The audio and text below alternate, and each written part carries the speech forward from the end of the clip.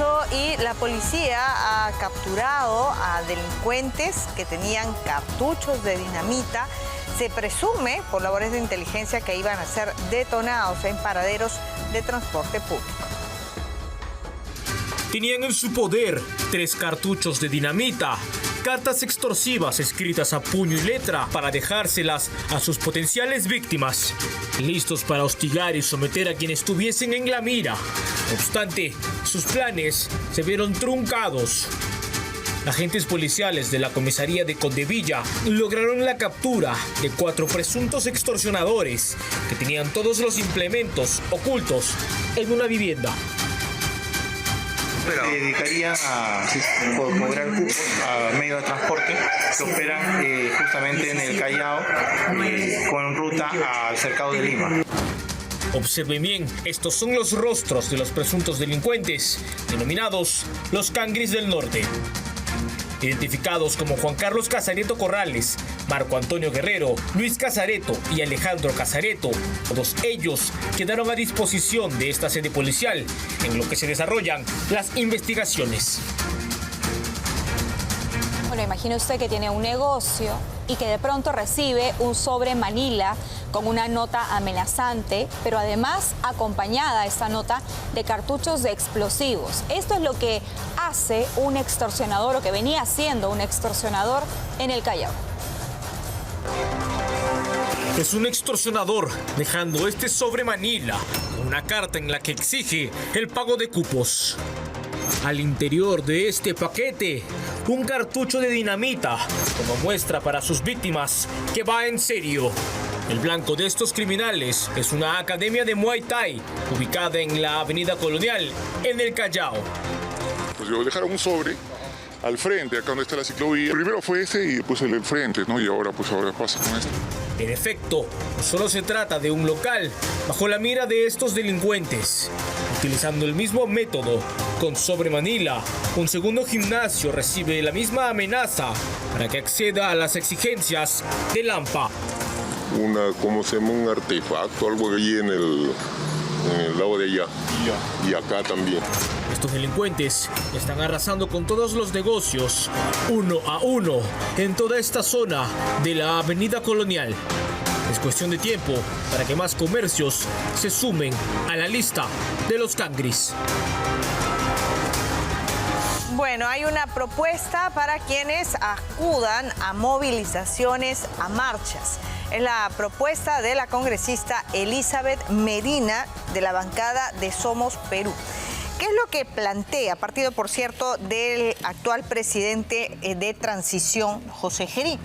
Este proyecto de ley que viene de la bancada de Somos Perú plantea modificar el Código Penal y se sancione a quienes se cubran total o parcialmente el rostro durante las protestas y que el incumplimiento acarrearía hasta 10 años de cárcel, además de hasta 500 días multa. Bueno, también esta propuesta legislativa plantea sanciones para quienes lleven a menores de edad o personas con discapacidad, castigándolos con servicio comunitario de hasta 40 jornadas o 90 días multa.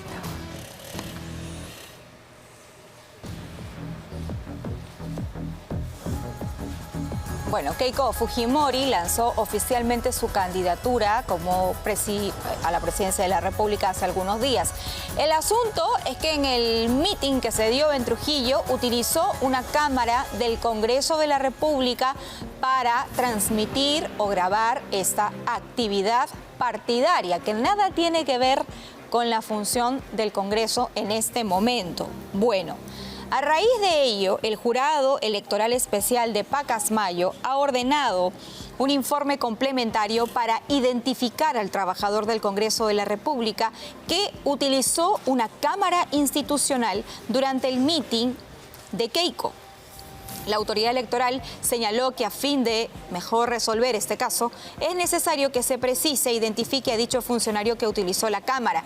Quizá ir un poco más allá, ¿no? Jurado Electoral Especial de Pacasmayo, no solamente al trabajador que entendemos ya renunció, sino a la persona que le dio la orden. porque un camarógrafo responde a una indicación directa de parte de su superior. Eso es lo que tendría que precisarse también.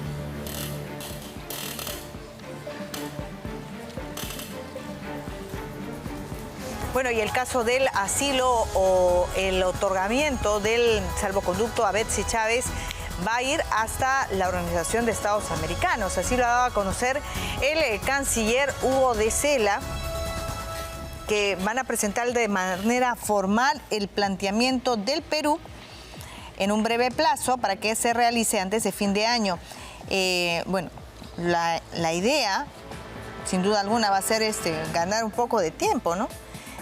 Pero lo que dicen en Cancillería es que este caso lo están llevando porque consideran que hubo tergiversación, ¿no?, en el derecho al asilo y que viene siendo usado para proteger a personas que han cometido delitos comunes.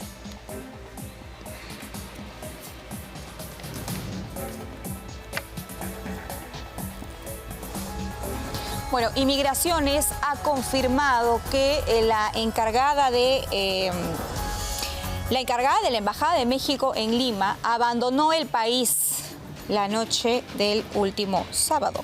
Se trata de Carla Tatiana Ornelas, encargada de negocios de México en Perú. Como se sabe, el Perú anunció la ruptura de relaciones diplomáticas tras confirmarse que el gobierno mexicano concedió asilo político a Betsy Chávez, quien es procesada judicialmente por el fallido golpe de Estado de Pedro Castillo, algo que seguramente ni la defensa de Betsy Chávez ni la propia Betsy Chávez se esperaba, ¿no? La reacción del gobierno actual de negarle el salvoconducto para que ella finalmente pueda fugar, porque eso es lo que estaba pretendiendo la señora Betsy Chávez, no responder ante la justicia que la viene procesando por el delito de rebelión, entre otros, golpe de Estado, entre otros, por el golpe de Estado del 7 de diciembre del año 2022. Bueno, va a tener que esperar en la Embajada de México, no puede salir del país si no tiene este salvoconducto, así que la ex premier, pues como dice, se quedó con el moño hecho, ¿no? Y va a tener que pasar sus días en la Embajada de México hasta que se determine lo contrario. Bueno, vamos a hablar sobre este tema y otros importantes con el congresista José Williams Zapata, además general en retiro. Congresista, ¿cómo está? Buenos días. Carla, buenos días. Gracias por la invitación. Bueno, su primera impresión sobre la decisión que ha tomado el gobierno de José Gerí, veníamos de presentar esta nota, sobre la decisión de no otorgarle el salvoconducto a Betsy Chávez y más bien hacer una consulta no solamente a otros países, sino también a la propia autoridad supranacional. Yo creo que eso es adecuado desde el momento en que ya se han presentado otras situaciones que nos han afectado con otros personajes. Entonces, hacer esa consulta a otros estados vía sus cancilleres obviamente es correcto en principio, porque se está exponiendo una situación en el Perú, luego porque se puede conseguir, ¿no?, que cambie esa parte del tratado. Y pues que no se vayan personas que le deben a la justicia o que tienen compromisos con la justicia, en este caso con la señora ex premier, decía que estaba ya procesada, próxima a ser sentenciada, pues se está retirando, está huyendo a otro país, intentando hacerlo. ¿Y por qué esta figura del asilo político se venía desnaturalizando? Supongo que coincidirá conmigo en ese punto. Se supone que es una protección especial para quienes efectivamente, y esté demostrado, sufran de esta persecución política, pero en la práctica lo que estamos viendo es que era una salida, ¿no?, prácticamente mágica para que las personas que están procesadas en este país y en otros también, porque es el mal de América Latina y otros países, no rindan cuentas.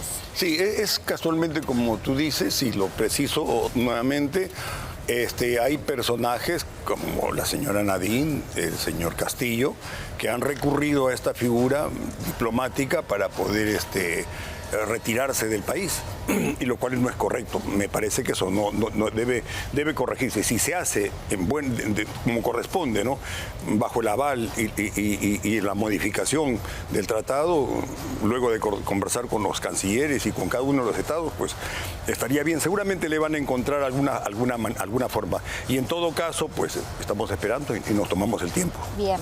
A ver, quisiera pasar al siguiente tema porque se ha estrenado y con gran éxito la película Chavín de Huántar. ¿Ha tenido posibilidad de ir a verla? Sí pude verla, la vi en el cuartel general del Ejército, invitaron a los militares y a familiares y pude ver el estreno.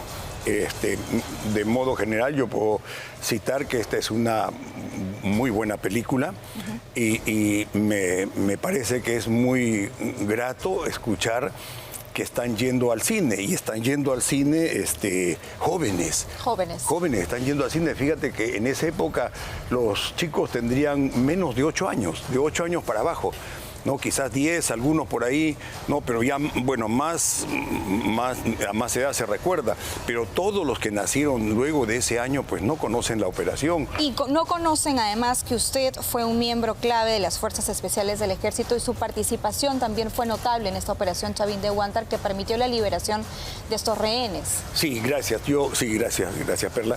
Sí, yo tuve el honor de comandar la patrulla Tenaz. El comandante general de ese tiempo y el jefe del comando conjunto también, pues decidieron que yo la comande, junto con otros 148 hombres, que son los que participaron en la operación. De modo general te puedo decir que la fuerza de intervención tuvo 2 grupos importantes. Uno, el de la patrulla Tenaz, que somos los que entramos a la residencia, y el otro, el personal de inteligencia, que son los que se encargan de obtener toda la inteligencia que provenía del CIN. O sea, el CIN conseguía la inteligencia, y cada día en la tarde me llevaba un FAI, un capitán del ejército, y me entregaba todo lo que se había visto en la residencia.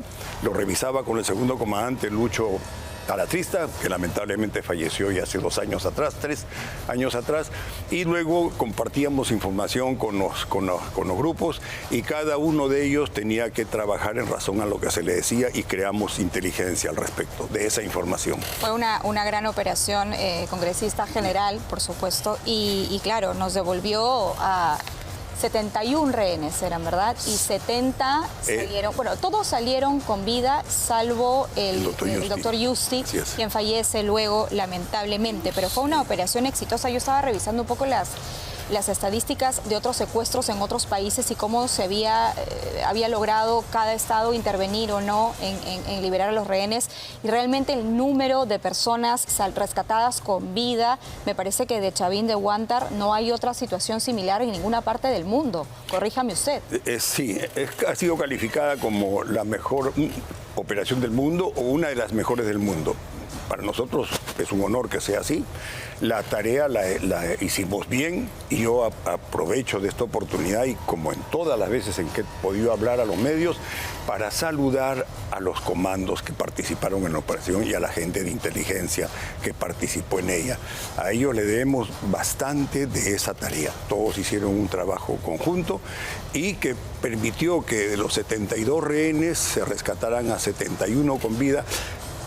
Lamentablemente murió el doctor Yusti, pero también quedaron heridos entre 12 y 15 rehenes. De parte de la fuerza de intervención perdimos a 2 hombres, a Juan Jiménez y también a Juan y a Raúl los perdimos, que murieron lamentablemente en la operación. Y tuvimos entre 22 y 25 heridos. Ahora, general, ha salido, es inevitable hacerle la pregunta, ha salido Keiko Fujimori, también ha hecho lo propio Kenji Fujimori, han ido a ver la película, han saludado, por supuesto, el reconocimiento que se hace en esta película a los comandos que ingresaron a la Embajada de Japón y lograron rescatar con vida a los rehenes. Pero ellos dicen, no se menciona a mi padre, Alberto Fujimori. Y claro, la operación se llevó a cabo durante la época del gobierno de Alberto Fujimori. ¿Cree usted que este es un error de la película, del cineasta, haber omitido esta parte? Y yo creo que lo que se ha enfocado en la película es resaltar la tarea y la vida de Juan Valero. Raúl Jiménez, que también muere, aparece también en la película, pero más está Juan Valero. Y yo creo que está correcto. Está correcto que se resalte a una persona que murió en la operación, murió también en el intento de socorrer a los rehenes y posiblemente por ahí es que se atraviesa entre la bala que iba dirigida hacia el canciller. Yo tuve la oportunidad de verlo bastante cerca porque estuve en el lugar como unos 2 o 3 segundos después de que le cayera el impacto a Valer y lo bajamos entre brazos y ya estaba inerte y ahí en las escaleras estaba el canciller y 2 rehenes más, luego entramos a la residencia. Y yo creo que el efecto va para ese lugar. Pero también, como tú dices, hay situaciones que son parte de la realidad. Y una de ellas es resaltar el valor que han tenido todos los ámbitos del planeamiento.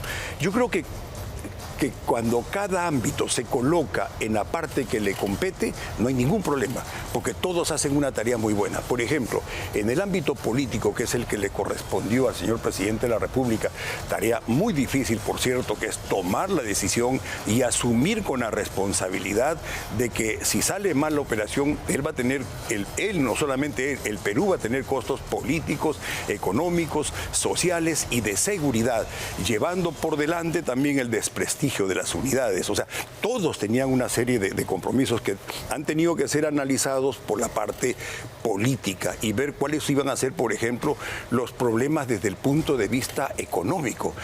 Difícil de invertir, junto con el económico, el de seguridad, 2 grupos terroristas como Sendero Luminoso iban a ser fortalecidos si la operación le salía bien.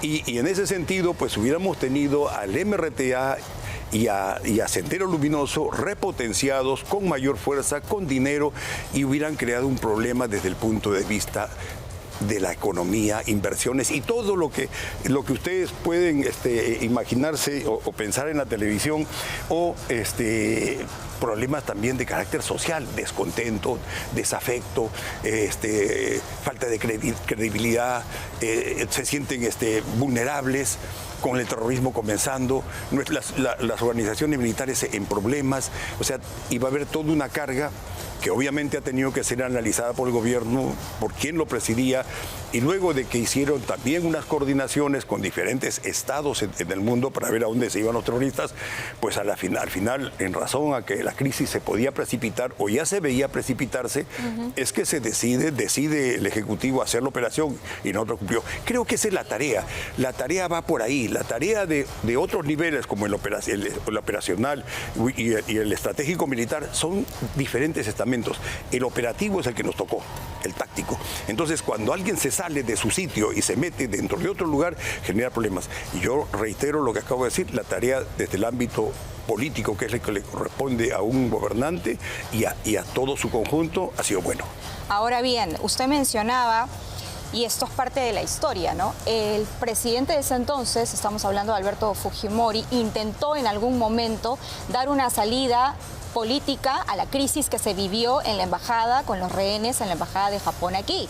En algún momento se reunió incluso con el presidente de Cuba para ver si es que se le otorgaba algún tipo de asilo a Néstor Serpa Cartolini, el terrorista que encabezó este atentado. Por si los jóvenes no recuerdan, es bueno recordar que el 17 de diciembre del año de 1996 no fueron 70 o 71 rehenes, fueron más de 500 personas, ¿verdad?, las que se encontraban al interior de la embajada de Japón celebrando allí un evento, y de pronto llegaron los terroristas, se metieron, sembraron el terror, al día siguiente liberaron a mujeres, pero se quedaron 71 personas adentro durante 4 meses, general. ¿Cómo sería esa situación hoy en día? Creo que hay que recordar los hechos, como dice, ¿no? Un país que conoce su historia para que no repita lo mismo hoy en día, y se lo pregunto porque acabamos de tener a Guillermo Bermejo, que ha estado con usted en el Congreso, ¿no? Como parlamentario, como congresista, y lo han sentenciado a 15 años de cárcel por afiliación terrorista. Entonces, ¿de qué estamos hablando? Sí, yo coincido absolutamente contigo, Perla, en el asunto, en todo, pero quiero particularizar el hecho de que un pueblo que no conoce su historia o que la olvida es propenso a volver a repetir los mismos errores. Está clarísimo que el comunismo de Sendero Luminoso, del MRTA y de todos esos extremistas le hizo daño al Perú. El comunismo, el comunismo y esa izquierda extrema solamente le hace daño al país. Y lo vemos con otros estados aquí en la región o en el hemisferio. Bien, entonces, sí, el secuestro es un acto ruin. Es de lo peor que puede hacerse porque dejas a la familia indefensa. No sabes qué es lo que va a suceder con ellos. Se sienten ellos preocupados. Entonces, es necesario que se conozca la historia. Y por eso voy a lo primero que me preguntaste, y es que en esa fecha muchos ahora adultos eran muy jóvenes y no conocen y no saben de los problemas que han tenido que pasar los adultos de otras generaciones y que hicieron todo lo posible para que ellos tengan una vida en paz, tranquila, sin ningún movimiento de esta naturaleza, nada que sea extremismo, nada que vaya contra la democracia, todo en orden para poder desarrollar. Entonces, esa es una muy buena tarea que se hizo y es muy bueno que los jóvenes lo conozcan, que los jóvenes sepan lo que sucedió. Por eso a mí me es muy grato cuando hablo con amigos o con otras personas y sé que desde los colegios están yendo a ver, o sea, al margen de lo que representa en sí la película, que es una parte de lo que se hizo, porque obviamente yo tengo que hacerle también un justo reconocimiento a los otros comandos, los comandos que participaron en operación. Y te digo rápidamente, la fuerza que ingresa, porque ya hablé de inteligencia, la fuerza que interviene tiene 5 elementos, el de mando y el de asalto, y asalto tenía primer piso y segundo piso, o sea, mando y asalto son los que entran a la residencia al combate. Luego apoyo entra luego con el afán de solucionar algunos problemas que se presenten, recoger a los heridos, llevar y detener a los terroristas y amagar algún incendio o algo que pudiera darse. Seguridad está en el perímetro y los francotiradores están en las casas vecinas o en algún edificio por ahí. Todos hacen una magnífica tarea y es por eso que funcionan bien las cosas. Lo que se ve en la película, además, es la manera como los comandos estuvieron preparando durante tanto tiempo para poder ingresar a la Embajada de Japón. Un operativo que no fue para nada sencillo, ¿no? Pero vemos cómo incluso hubo una participación general de los mineros. Trajeron a unos mineros, que creo que es una parte que no se conoce mucho. Vayan a ver la película, porque no quiero spoilear acá. Pero bueno, la historia es la siguiente. Traen a unos mineros del interior del país y fueron los encargados de cavar el túnel, ¿no es cierto?, que permitió a los comandos Chavín de Huántar ingresar a la residencia de Japón. Cuéntenos un poco sobre esta parte. Sí,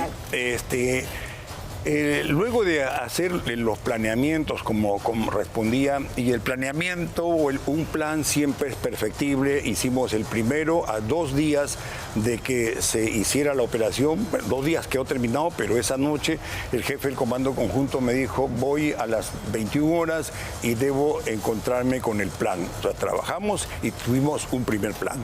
Ese primer plan obviamente que se va perfeccionando durante el tiempo, y para el 22 de abril ya había sufrido una serie de modificaciones en razón a información que teníamos que nos daban del Servicio de Inteligencia, que también quiero aprovechar la oportunidad para decirles que todos esos el personal que trabajaba en el Servicio de Inteligencia, militares, todos del ejército, hasta donde yo conozco, ¿no?, y que me enviaban la información, hicieron una magnífica tarea.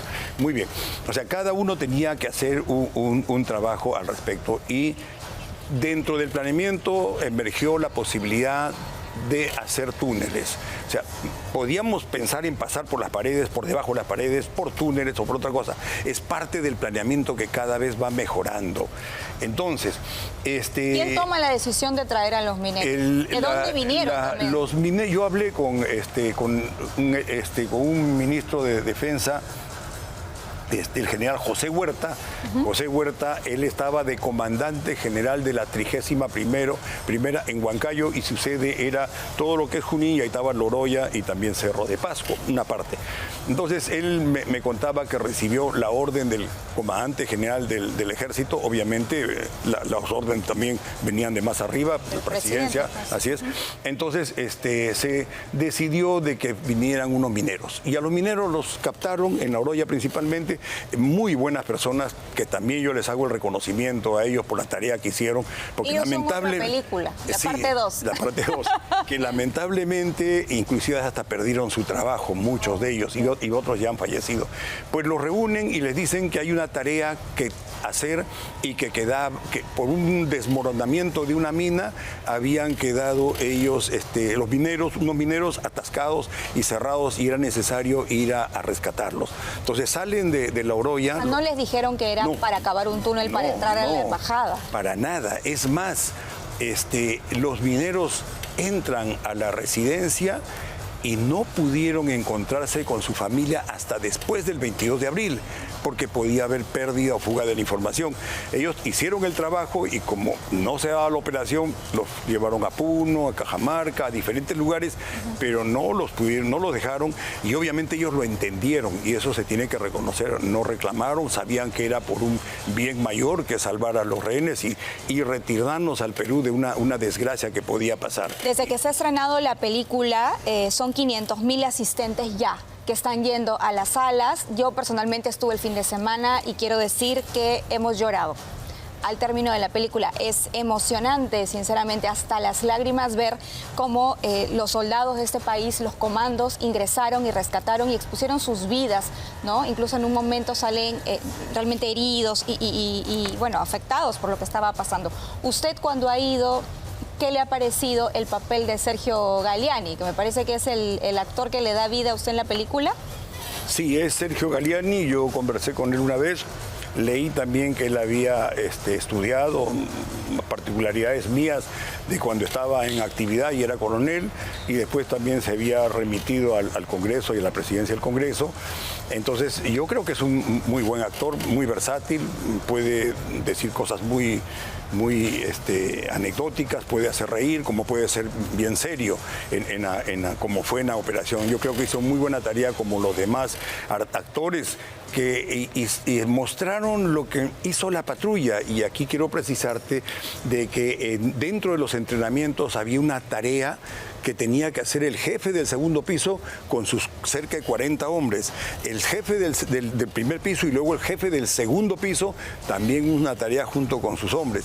Y así como ellos estaban entrenando, Valer con su gente, que pertenecía a seguridad, y luego por una disposición mía pasó a reforzar el segundo piso, porque él entra con su gente a reforzar el segundo piso, y es que en el segundo piso muere en acción de armas. Entonces todos hacían su tarea, todos tenían su responsabilidad, cada uno hacía el entrenamiento, y los entrenamientos en conjuntos obviamente los tenía que hacer yo junto con Lucho Alatrista. Todos ellos hicieron una magnífica tarea, y lo que se muestra ahí con Valer pues es el logro de una buena película que rescata la historia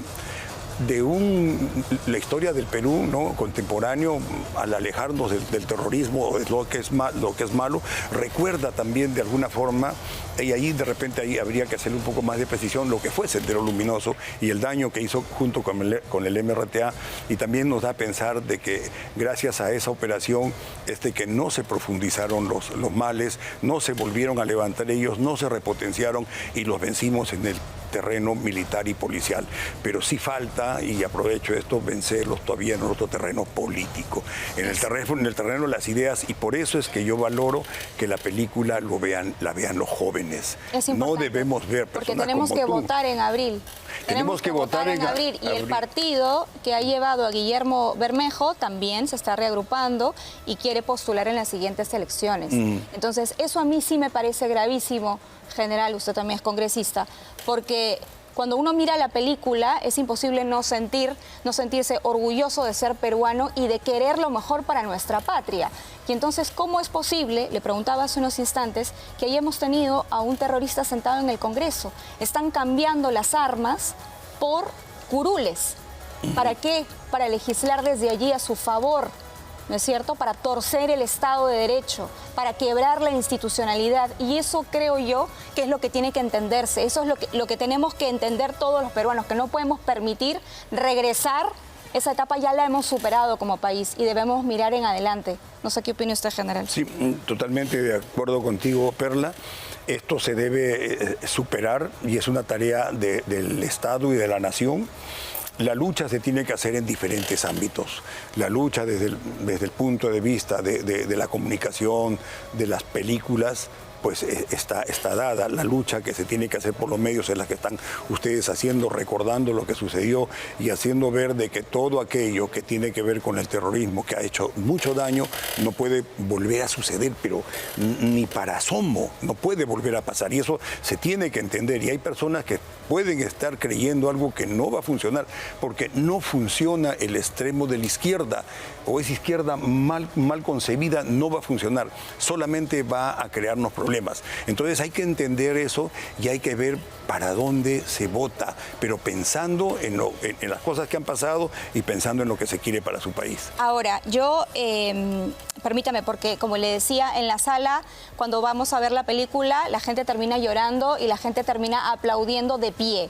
Se lo digo así porque el fin de semana estuve y pude verlo, estuve allí y vi cómo todos nos paramos de pie y aplaudimos a los comandos Chavín de Huántar. Pero mi sorpresa ha llegado también cuando he recordado que incluso se abrió un proceso, una investigación. Algunos de los comandos, me parece que usted también estuvo incluido en ese proceso que duró muchísimos años y un proceso que fue motivado especialmente por tres familiares de 3 terroristas que murieron en la embajada de Japón, ¿verdad, general? ¿Cómo ha sido llevar a cabo, digamos, vivir en esta ambigüedad, ¿no? Durante algunos años? Por un lado, ser el artífice, los héroes de este rescate y por otro lado, tener que enfrentar a la justicia precisamente por ese rescate exitoso. Sí, cuando comienza el juicio, nosotros no nos explicábamos por qué estábamos siendo enjuiciados. Si hacían pocas semanas, o bueno, ya habían pasado casi un año, pues todo estaba muy bien, ¿no? Nos había salido una operación correcta, rescatamos a los rehenes, tuvimos pocas bajas y comenzó el juicio. El juicio se inicia porque hay una afirmación que hace un funcionario japonés en el Perú y que es rebotada por órganos y por medios en Perú y sobre todo por personas interesadas en tergiversar la verdad y dañar a la operación como a los comandos, porque ideológicamente eso es lo que ellos quieren, ¿no? Hidetaka Ogura, ¿verdad? Sí, Hidetaka Ogura, exactamente. Hidetaka Ogura, que había visto ameretistas vivos y presuntamente se habló de que los habían ajusticiado. Sí. Entonces se hizo una contienda de competencia y el proceso que había comenzado a realizarse en el fuero privativo militar fue trasladado al fuero común, fuero nacional. Y en el fuero común se hizo todo el desarrollo de la operación, se hicieron todas las investigaciones, se citaron a las personas, inclusive y sé que vinieron especialistas de Inglaterra, del África, algunos de Europa del Este, de Sudamérica, de Colombia, de México y otros lugares, y fueron preguntados en el juicio. Se hicieron todas las reconstrucciones tal cual la quiso la Sala Nacional y luego de ello fuimos absueltos. Pero sin embargo ya había comenzado una denuncia en la Comisión Interamericana de Derechos Humanos en Washington. La Corte, ¿no? Exacto, y la comisión la derivó a la Corte en Costa Rica y se hizo otro proceso judicial. A ese proceso tuvieron que asistir peruanos allá a la Corte y vinieron los jueces a Perú. Hicieron toda una reconstrucción de los hechos, hablaron con expertos extranjeros y la decisión de ellos fuera que en la reconstrucción no hubiera ni un comando. Que nadie ni siquiera les enseñara cómo se hizo la operación, que vayan solamente aquellos que tenían conocimiento, que conocían del tema y les expliquen, y pusieron a personal militar que especialista en dominaciones de inmuebles para que hagan las reconstrucciones. No se supone que la reconstrucción se hace con... Sí, pero fue así, con todas esas cosas, la misma Corte termina sentenciando o deduciendo ya como consecuencia que no hubo responsabilidad en los comandos, que la operación se había hecho con estándares internacionales y que el empleo de la fuerza había sido el adecuado y no hubo un mayor empleo de la fuerza. Y salimos absueltos también por la Corte y por Sala Nacional. ¿Y tampoco me parece que ordenó reparación económica para los familiares de los terroristas? No estoy seguro, pero me parece que sí, eso es parte de algunas decisiones que toma la Corte y por eso es que molesta o incomoda a muchos peruanos.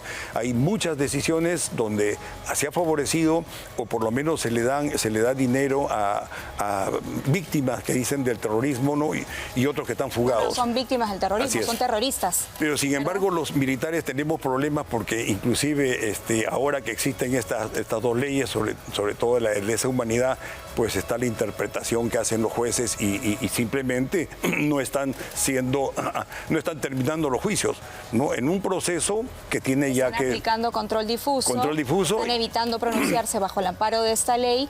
Básicamente lo que dice es que los militares y los policías hasta antes del año 2002, no deberían ser procesados por temas inherentes a su función, ¿verdad? Exactamente, porque el 2002 se aprueba el convenio, lo firma el Congreso y como toda ley se aplica desde el momento. Pero los enjuiciados datan del año 1985.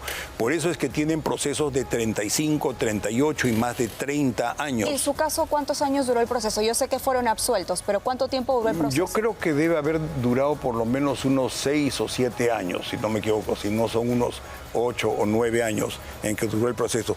Y esto que el nuestro más o menos corrió rápido, hubo interés también en que el Estado mismo fue y buscó a los expertos en operaciones contraterroristas para que den su declaración luego de analizar el escenario y poder determinar de que no hubo un empleo excesivo de la fuerza. Yo creo que se tiene que hacer justicia con esos militares que tienen demasiado tiempo sin ser enjuiciados. Una justicia que se demora mucho, pues no es justicia, y ellos están siendo castigados 2 veces, ellos y su familia, ¿no? Todo este tiempo es un castigo y después vienen las sentencias, pues lo están sentenciando y tienen más de 80, 85 años, muchos de ellos. Eso a mí me parece que no es correcto y pienso que la ciudadanía también cree en eso porque en las encuestas lo muestran. Y son los militares y los policías y los comités de autodefensa los que están siendo enjuiciados, pero los terroristas no, porque las leyes no dicen, no, si las organizaciones que los defienden, pues ellos defienden a ellos porque su filosofía es de que no pueden defender a militares y soldados porque para eso está el Estado, que el Estado lo debe defender. Ellos pertenecen a un Estado, pero si el Estado es el que lo está enjuiciando vía las fiscalías, entonces hay una colisión ahí. ¿La Corte Interamericana de Derechos Humanos debe el Perú retirarse? Yo creo que es un asunto que se tiene que ver con bastante profundidad, analizarlo bien. Pero lo que sí me queda clarísimo a mí es que la Corte ha dictaminado y en la mayoría de los casos no ha sido a favor del Estado peruano, más bien todo lo contrario. Yo creo que se tiene que revisar eso y si es necesario, pues hay que retirarse. De acuerdo, vamos, por eso es importante, general, ver esta película, para entender la magnitud de lo que fue la operación Chavín de Huántar. Decíamos 4 meses. 4 meses secuestrados, sin poder ver a su familia, sin poder dormir en sus camas. Muchos de ellos incluso dormían debajo de las mesas, ¿no? Era una situación sumamente complicada para los rehenes. Entraba la Cruz Roja de tanto en tanto a dejarles agua, algo de comida, pero era una crisis tremenda.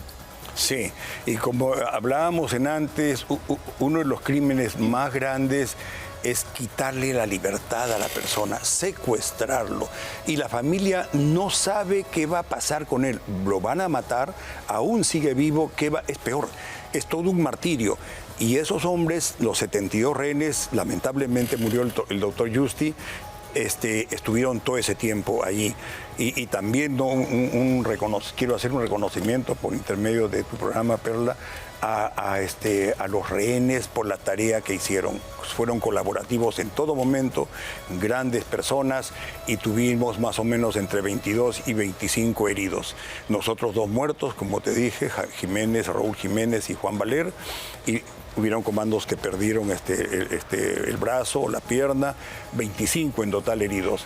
Y los terroristas sí murieron todos en operaciones, como fue comprobado o confirmado con los juicios, en operaciones. La carta que deja Juan Valer, hay una parte de la carta que dice: tocan a mi patria y me convierto en una fiera. Sí, la carta de la que hace referencia, la hizo Valer porque quiso escribirla, fue su voluntad. Y no sé en qué momento lo hizo, pero no hubo ninguna orden de hacer cartas, ¿no? Porque nosotros no vamos a morir, nosotros, los militares o todos, y los que somos de fuerzas especiales con mayor razón, pensamos que vamos a salir vivos, ¿no? Y no hay otra forma de pensar. Y si no, y te quedas prisionero, te van a rescatar. Eso es un principio que mueve a todos estos hombres. Entonces, si él decidió hacerlo es porque sentía ese amor al Perú, porque lo dice en su carta a su familia, y que nadie toca el Perú y todo lo que escribió allá. Y el día 22 yo decidí y reporté al comando conjunto de que íbamos a quedarnos en las casas aledañas para no ser vistos por los medios de comunicación. Nos quedamos, y esa noche, como a las 8 de la noche más o menos, se acerca un comando y me dice, mi coronel me dice, acabamos de encontrar esta carta en uno de los bolsillos de Valer. Entonces yo la miré, la leí y le dije que se reúna toda la patrulla. Y nos reunimos todos en una de las casas más grandes, porque habían 4 casas que estuvieron bajo control de nosotros prácticamente a partir del día 26, 22, 23, del 24 o 25, ya teníamos todas las casas aledañas bajo nuestro control. Nadie vivía ahí. Los vecinos también, además. No, los vecinos salieron, les pidieron que salgan y les alquilaron las casas. Y nosotros podíamos tener acceso y fuimos varias veces. En total debemos haber ido por lo menos unas, no sé, 200, 300 veces, si multiplicamos la cantidad de comandos. No, hemos llegado a los 700, 800 veces, porque cada uno fue por lo menos 3 veces, y los jefes fuimos más veces, ¿no? Entonces, en una de las casas nos reunimos y yo les dije que tenía que hacerles conocer lo que acabamos de encontrar, y les leí la carta. A todos nos dio mucha pena. Ya varios, ya por lo menos habían 20 o 25, 20 que ya habían salido al hospital, y Valer, ya sabíamos que Valer había muerto, que también Jiménez había muerto, que había muerto también el doctor Yusti, y muchos heridos. Entonces nos apenó muchísimo. Yo guardé la carta y luego la entregué a su señora, se la entregué a su esposa. Qué pena, qué momento para más difícil. General, usted nos decía que, bueno, Sergio Galliani es quien le da vida en la película. Se ha reunido usted con el actor en una oportunidad, en más oportunidades. Supongo que estas reuniones son importantes también para que el actor pueda conocer de cerca, en este caso, al protagonista, ¿no? Usted es prácticamente una leyenda viva, general. Gracias. Y digamos, esas reuniones, estas conversaciones, ¿qué cosa le comentó usted al actor? No tuvimos, Perla, la oportunidad de reunirnos o yo comentarle la película. Solamente yo... antes de la película se reunieron. No se han reunido. No nos llegamos a reunir con Galliani. Pero sé que él revisó inclusive un libro que yo escribí. Sé que también estuvo interesado y le comentaron quienes los asesoraban para hacer la película. Y de ahí obtuvo toda la información y sobre todo la producción, ¿no? Para cruzar datos. Y como te dije antes, refleja la tarea de la patrulla expresada en un hombre y su grupo, porque los otros grupos hacían lo mismo que él hizo. Entonces yo creo que no se puede abarcar tanto, ¿no? Entonces, en ese sentido yo quiero sí rescatar lo que acaba de decir. Es una tarea que la estudiaron para hacerla y trabajaron sobre Valer. Y eso es lo que Valer hace, así entrena, pero también los otros estaban entrenando de igual forma. Bien, general, muchas gracias por estar esta mañana conmigo. Le he hecho las preguntas en base a su experiencia como general en retiro del ejército peruano y cuya participación fue fundamental en la operación Chavín de Huántar. Tendremos oportunidad en otro momento de conversar como su papel de congresista de la República y hacer un llamado a todos para que vayan a ver la película. Es responsabilidad de nosotros como peruanos. Además que las películas nos ayudan a comprender, nos sensibilizan frente a ciertos temas que de pronto por el paso de los años ya hemos olvidado. Y tenemos que ejercer el poder que tenemos como ciudadanos. Votar el 2026, no por esos grupos extremistas, no por esos terroristas que ahora se lavan la cara, se ponen saco y corbata y se sientan en el Parlamento. Por esos no. Merecemos un país mejor. Omar Rivera Somocurcio, adelante.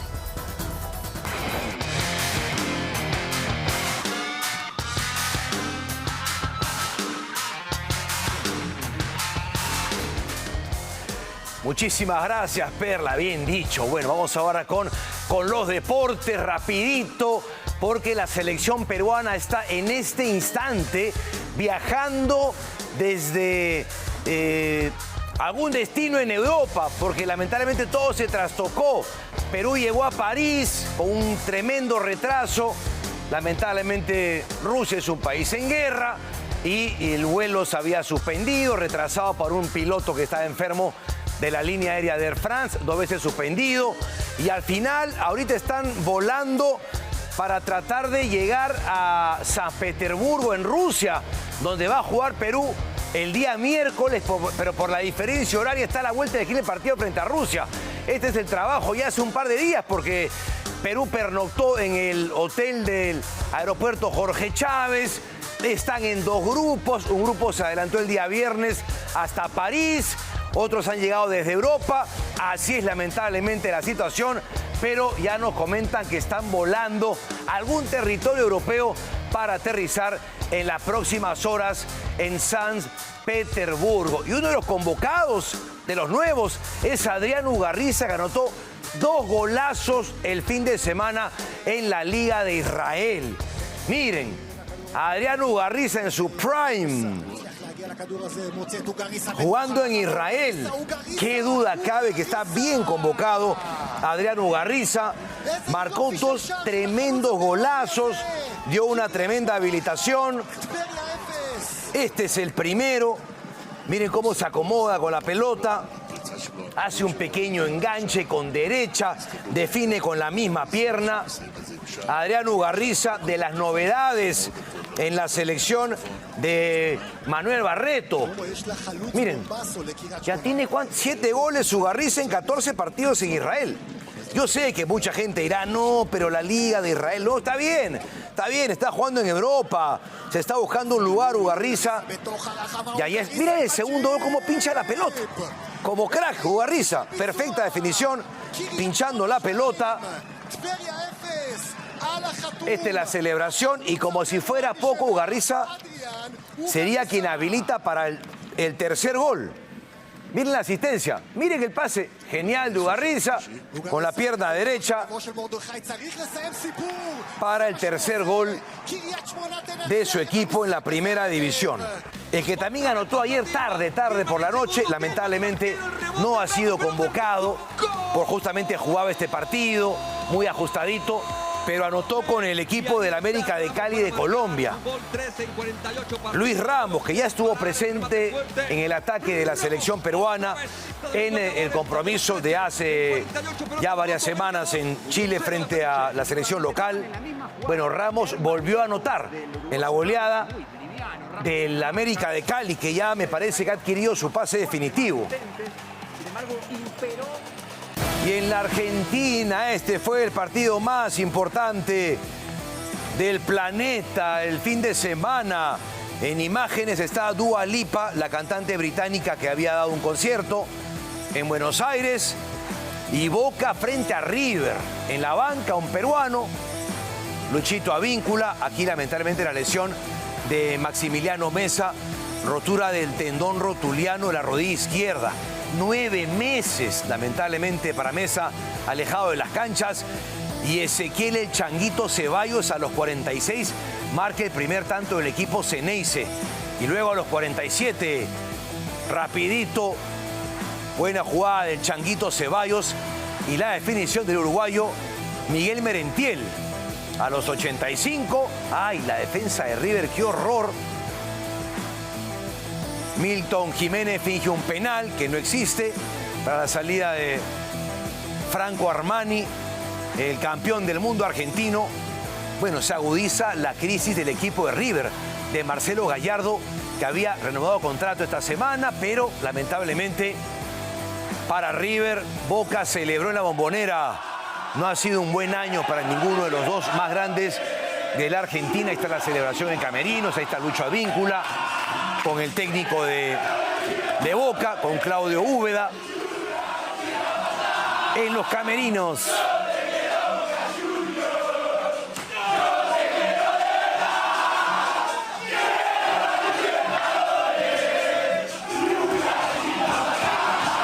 Lucho Advíncula, que tiene todavía un año más de contrato con Boca.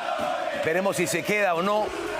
Y ayer tuvo una de sus jornadas más felices con el equipo Ceneice, el lateral peruano. Hay más información, pero antes una excelente recomendación. Olvídate de la incómoda ginecomastia masculina con la ginecomastia láser. La evolución en la técnica operatoria de doctor Yuri Arroyo y su staff de especialistas en la clínica Bellaforma. Olvídate de incómodas posturas para disimular ni parches. Esta es la evolución de la técnica, que ya sabes que es solamente con anestesia local, solamente sin anestesia local, solo con sedación, y te vas a tu casa el mismo día. Síguelos en Ginecomastia Láser Perú o llama al teléfono 987-677-672 y cambia tu vida con la clínica Bellaforma y el doctor Yuri Arroyo. Adiós a la pesadilla de la ginecomastia.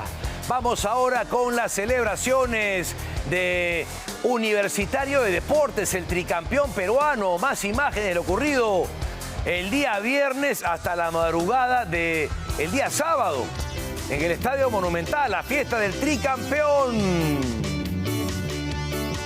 Estas son las postales que ha dejado la madrugada ya, noche del viernes, tras el empate frente al Deportivo Garcilaso. Universitario con un Monumental reventando, y después la fiesta privada de los Cremas, el Oreja Flores, con ese look de chibolo, uno de los símbolos de este Universitario en su segundo tricampeonato. Jesús Castillo también, haciendo algunos bailes.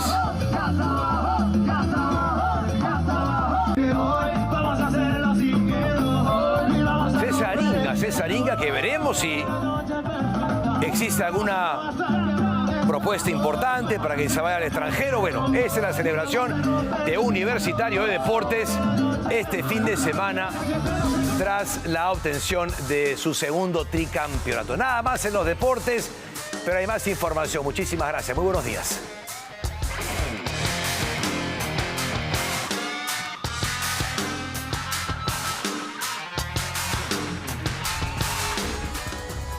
Gracias, Omar. ¿Buscas el auto de tus sueños? Expomotor lo tiene todo. Más de 50 marcas, más de 300 modelos, los 365 días del año. Y por si esto fuera poco, el mejor financiamiento, porque además contamos con los principales bancos, cajas de ahorro y fondos colectivos, porque cada día es perfecto para estrenar un nuevo auto. Encuentra el vehículo ideal solo aquí en Expomotor de Plaza Norte y Mall del Sur. Pausa, señor director. Pausa. Regresamos.